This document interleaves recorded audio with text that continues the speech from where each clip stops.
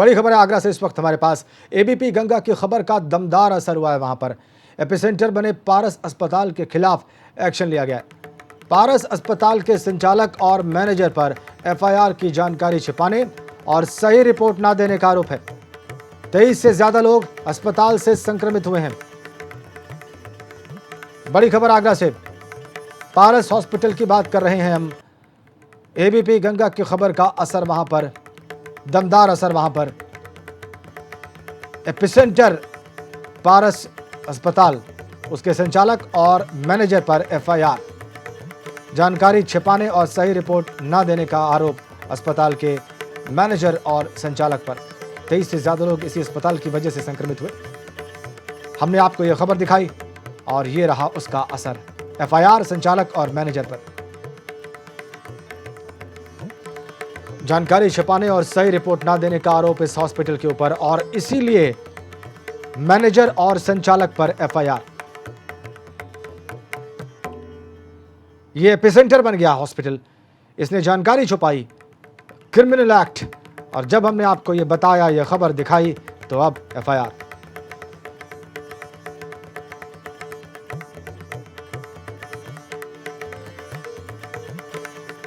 तो आगरा का पारस हॉस्पिटल बड़े एपिसेंटर के रूप में बाहर निकला है।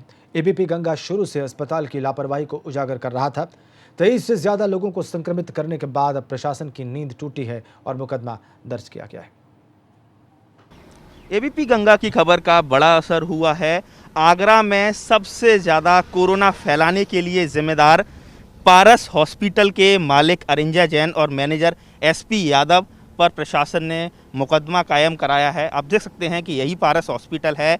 आईपीसी की धारा 188, 269, 270 और 271 में महामारी एक्ट के तहत ये मुकदमा पंजीकृत हुआ है। दरअसल आगरा में कोरोना का सबसे बड़ा हॉटस्पॉट उभर कर अगर कोई आया तो ये पारस हॉस्पिटल आया। एक महिला जो यहाँ भर्ती कराई गई थी, उसको जब मथुरा रेफर किया तो उसको कोरोना पॉजिटिव पाया गया और उसके बाद करीब 2 दर्जन यानी 24 लोग आगरा में पारस हॉस्पिटल से संक्रमित पाए गए हैं। इसके साथ ही आगरा के अन्य से लगते हुए जो पड़ोसी ज़िले हैं, चाहे वो फिरोजाबाद हो, चाहे मैनपुरी हो और फिर चाहे मथुरा हो, वहाँ भी जो संक्रमित हैं कोरोना से वो पारस हॉस्पिटल में ही इलाज करा के गए हैं। कई जिलों के जिलाधिकारियों को ये चिट्ठी लिखी थी और कहा था कि पारस हॉस्पिटल से कई सारे ऐसे पेशेंट इलाज करा के गए हैं, उनको प्रॉपर तरीके से उनकी टेस्टिंग की जाए। और जब टेस्टिंग की गई तो उसमें भी बड़ी संख्या में मरीज निकले, जिसमें मैनपुरी हो चाहे फिरोजाबाद हो। और इसके साथ ही 6 अन्य ज़िलों के जिलाधिकारियों को आगरा प्रशासन ने चिट्ठी लिखी। और ऐसे में बड़ी लापरवाही पारस हॉस्पिटल की नज़र आ रही थी और लेकिन प्रशासन अभी तक कार्रवाई नहीं कर रहा था। एबीपी गंगा ने इसको प्रमुखता से दिखाया, सवाल खड़े किया। उसके बाद अब प्रशासन ने मुकदमा पंजीकृत कराया है और अब देखना ये है कि इसके खिलाफ और क्या क्या सख्त कार्रवाई होती है, क्योंकि पारस हॉस्पिटल की वजह से आज आगरा एक बहुत बड़े कहा जाए महामारी के संकट से जूझ रहा है। आगरा से कैमरा पर्सन धीरी सिंह के साथ नितिन उपाध्याय, एबीपी गंगा। नितिन उपाध्याय हमारे संवाददाता, जिनकी रिपोर्ट अभी आप देख रहे थे, इस वक्त हमारे साथ फोन लाइन पर कनेक्ट हो गए हैं। नितिन, अब एफआईआर दर्ज हो गई है, तो दर्शकों को ये बताइए कि किन धाराओं में दर्ज हुई है और अब आगे पुलिस क्या करने जा रही है।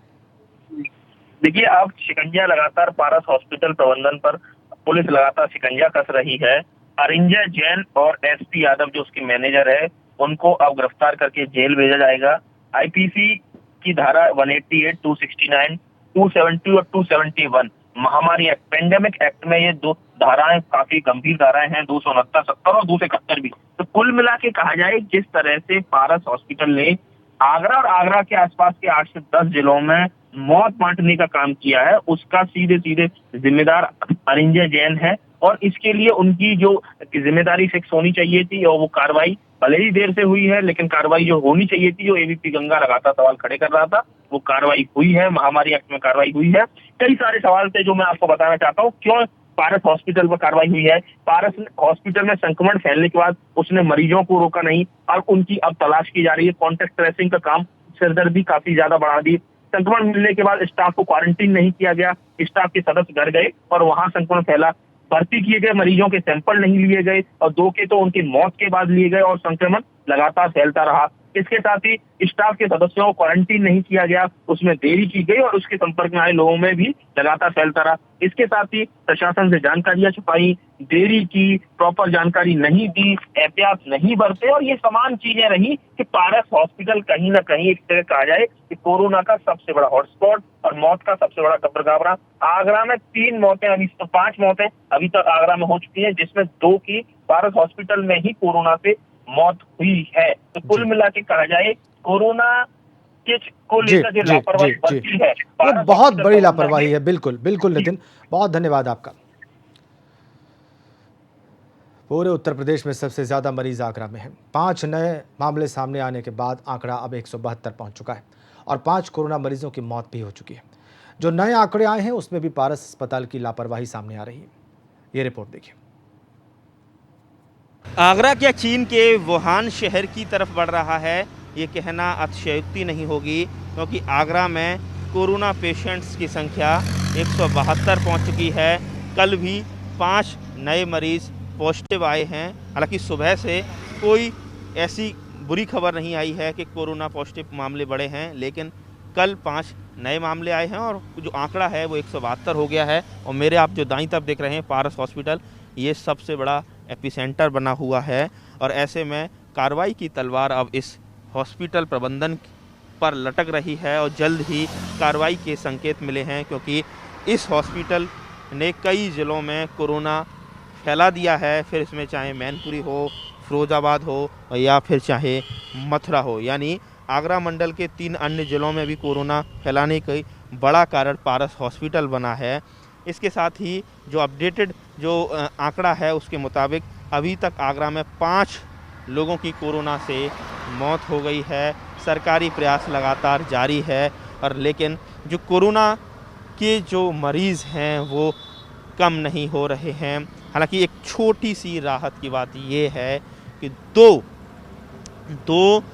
जो मरीज़ हैं वो ठीक होकर बीती रात अपने घर चले गए हैं, लेकिन आगरा में स्थिति अभी भी आउट ऑफ कंट्रोल ही नज़र आ रही है। आगरा से कैमरा पर्सन देरी सिंह के साथ नितिन उपाध्याय, एबीपी गंगा। चलिए आगे बढ़ते हैं। कोरोना काल में भी भ्रष्टाचारी बाज नहीं आ रहे। कोरोना मरीजों के इलाज के लिए डॉक्टर्स और स्वास्थ्यकर्मियों को जो पीपीई किट मिलती है उसकी क्वालिटी को लेकर विवाद खड़ा हो गया है। नोएडा और मेरठ में सप्लाई की गई पीपीई किट की जो स्टैंडर्ड है, उसकी क्वालिटी है, वो हल्की होने की शिकायत सामने आई है।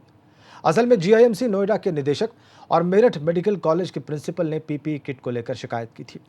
शिकायत मिलते ही चिकित्सा शिक्षा विभाग में हड़कंप मच गया और किट बदलवाने के निर्देश दिए गए।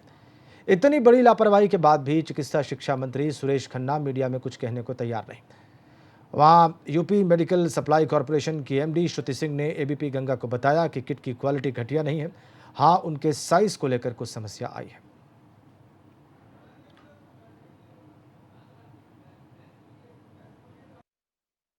महामारी के इस समय में कोरोना पेशेंट्स का इलाज करने वाले डॉक्टर्स और स्वास्थ्य कर्मियों को दी जाने वाली पीपीई किट अब सवालों के घेरे में आ गई है। सवाल इसकी गुणवत्ता को लेकर मेडिकल कॉलेज और चिकित्सा संस्थानों की तरफ से इस पीपीई किट को लेकर सवाल उठाते हुए विभाग में शिकायत की गई है, जिसके बाद चिकित्सा शिक्षा विभाग ने इन किट्स को बदलवाने के लिए कहा है। लेकिन जिम्मेदार मंत्री इस मामले में कुछ भी बोलने से कतरा रहे हैं। ऐसे में सवाल ये कि अगर जिम्मेदार और विभागीय मंत्री ही इस पर कुछ नहीं बोलेंगे तो जनता को इन सवालों का जवाब देगा कौन? कैमरा सहयोगी मेहंदी हसन के साथ शैलेश अरोरा, एबीपी गंगा, लखनऊ। अगर मंत्री और जिम्मेदार लोग इतने बड़े सवाल का जवाब नहीं देंगे तो फिर जवाब देगा कौन? आगे बढ़ते हैं। विवाद मेरठ और नोएडा में हल्के पीपीई किट भेजे जाने के बाद खड़ा हुआ है। इसका परीक्षण करने पर पता चला है कि उसमें हल्के कपड़े लगे हैं, जिससे वायरस नहीं रुक सकता और इसकी साइज भी छोटी है। इस पर एबीपी गंगा ने मेरठ मेडिकल कॉलेज के प्रिंसिपल से बात की, जिसमें उन्होंने बताया कि किट कई मानकों पर फेल थी, जिसकी शासन को लिखित शिकायत की गई और इसके बाद एक्शन लिया गया। हमारे साथ खुद आरसी गुप्ता जी मौजूद हैं। सर, क्या था पूरा प्रकरण, कितनी किट थी और क्या उनमें मानकों में कमी पाई गई? ऐसा है कि 100 किट हमारे पास लखनऊ से आई थी। उसके बाद फिर हम लोगों के यहाँ पे जो एक आंतरिक सुरक्षा समिति है जो कि उसकी क्वालिटी देखती है, तो उन लोगों ने जो उसमें देखा, उसमें जो लोग उसमें वो भी लोग हैं जो लोग वहाँ पे काम कर रहे हैं वार्ड में, तो लोगों ने देखा, उन्होंने कहा कि सर इसमें कुछ कमियां हैं कि जो कपड़ा है उसकी क्वालिटी अच्छी नहीं है, इसमें शायद वायरस नहीं रुक पाएगा, और उसकी जो साइज़ था वो भी छोटा था, जिससे कि गर्दन और पैर खुले हो रहे थे। उसका जो पैर का जो शू कवर था वो भी छोटा था। तो इस तरह कई कमियां थी, वो इंगित करके हमने भेज दी थी। तो सर क्या नई किटें आपको आई हैं? नई किटों का हमको अलॉटमेंट हो गया है। उम्मीद है कि 500 हमको किटें आज मिल जाएंगी। बड़ी खबर, पीपीई किट मामले पर स्वास्थ्य मंत्री का बयान आया है। एबीपी गंगा से बोले हैं स्वास्थ्य मंत्री जय प्रताप सिंह। ये पीपीई किट कोरोना के लिए नहीं खरीदी गई थी। ये किट अक्टूबर में H1N1 के लिए ली गई थी और कोरोना के अचानक आने से पहले वाली किट भेजी गई। नई किट आने के बाद अब ये बदलवाई जा रही है। किट की गुणवत्ता में कोई समस्या नहीं है। शैलेश अरोड़ा हमारे संवाददाता हमारे साथ फोन लाइन पर जुड़ गए हैं। शैलेश, मंत्री जी खुद कह रहे हैं कि ये किट H1N1 के लिए मंगाई गई थी और फिर वो ये भी कह रहे हैं कि इसकी गुणवत्ता पर सवाल नहीं है। जी बिल्कुल, निश्चित रूप से राजेंद्र, स्वास्थ्य मंत्री जो हैं उनसे हमने बात की, उन्होंने साफ ये कहा है कि ये जो किट थी ये अक्टूबर में H1N1 के लिए मंगाई गई थी, खरीदी गई थी और अस्पतालों को भेजी गई थी। जब कोरोना की समस्या अचानक से सामने आई है, उसके बाद में भारत सरकार ने गाइडलाइंस जारी की हैं। उनके अनुसार, क्योंकि किसी भी किट को मंगाने के लिए कुछ समय चाहिए होता है, टेंडर की प्रक्रिया होती है, मार्केट में अवेलेबिलिटी को देखा जाता है, तो उसको मंगाने में जो समय मिला, इस बीच क्योंकि केसेस सामने आते जा रहे थे और इलाज प्रभावित ना हो, इसलिए जो किट्स उपलब्ध थी फिलहाल उनको भेजा गया था। लेकिन जैसे ही नई किट आ गई उनकी सप्लाई शुरू कर दी गई और जहां से भी किट बदलने के लिए कहा जा रहा है वहां पर इन किट्स को बदलवाया भी जा रहा है। वहीं दूसरी ओर स्वास्थ्य मंत्री ने यह भी कहा कि इसकी क्वालिटी को लेकर सवाल उठाना उचित नहीं, क्वालिटी में कोई खराबी नहीं है किट की।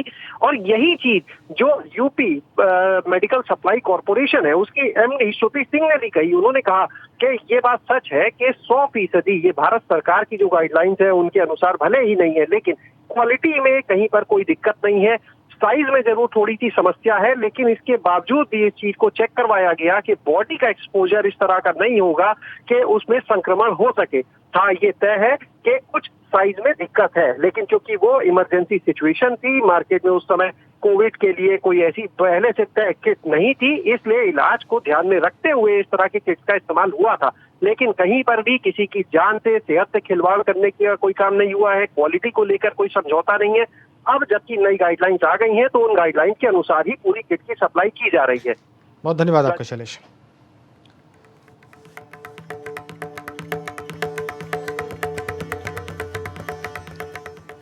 आगे बढ़ते हैं। सोशल मीडिया पर वायरल हो रहे सामाजिक संदेश वाले वीडियो को खुद पीएम मोदी भी रिट्वीट कर रहे हैं और लोगों तक संदेश पहुंचा रहे हैं। ऐसा ही एक वीडियो खुद प्रधानमंत्री मोदी ने ट्वीट किया है। नमस्ते, नमस्ते मेरे प्यारे देशवासियों। कोरोना वैश्विक महामारी के खिलाफ भारत की लड़ाई बहुत मजबूती के साथ आगे बढ़ रही है। आप सभी देशवासियों की तपस्या,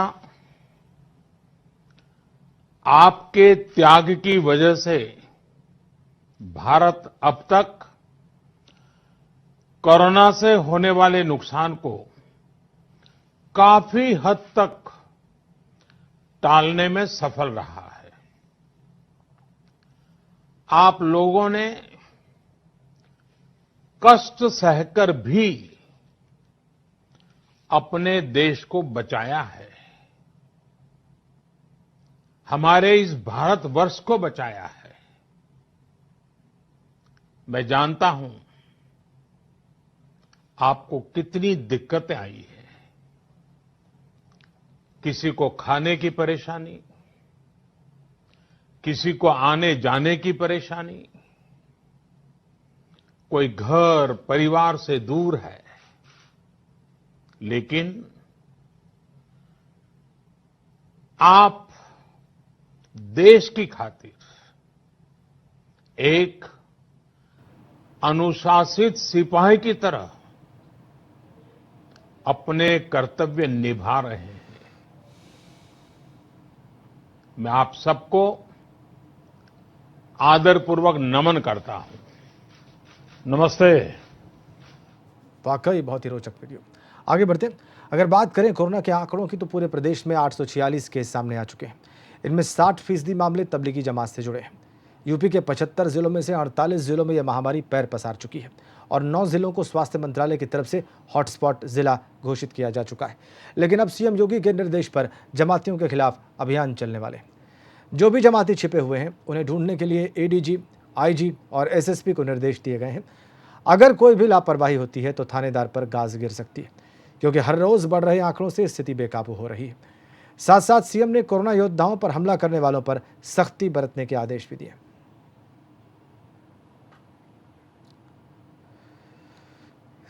जिन 9 जिलों में खतरा है वो ये हैं सहारनपुर, शामली, फिरोजाबाद, इसके अलावा मुरादाबाद। 9 जिले जहां पे सबसे ज्यादा अभी खतरा बना हुआ है कोरोना का, वो हम आपको दिखा रहे हैं। सख्ती बरतने के निर्देश, छिपे हुए जमातियों की धरपकड़ के लिए मुख्यमंत्री ज्यादा सख्त। 9 हॉटस्पॉट जिले घोषित हो गए हैं।